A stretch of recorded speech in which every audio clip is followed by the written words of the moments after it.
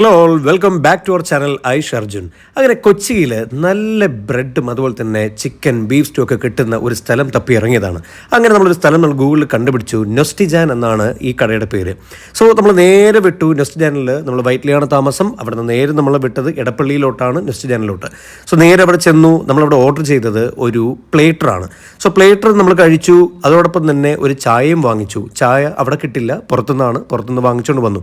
So plater എന്ന് പറഞ്ഞാൽ ഒരുപാട് വിഭവങ്ങളുണ്ടായിരുന്നു. കപ്പയുണ്ടായിരുന്നു, മീൻകറി ഉണ്ടായിരുന്നു, ബീഫ് റോസ്റ്റ് ഉണ്ടായിരുന്നു, ചിക്കൻ ഫ്രൈ ഉണ്ടായിരുന്നു, സ്റ്റൂ ബീഫ് ഉണ്ടായിരുന്നു, ഡക്ക് മപ്പാസ് ഉണ്ടായിരുന്നു, ചിക്കൻ മപ്പാസും ഉണ്ടായിരുന്നു.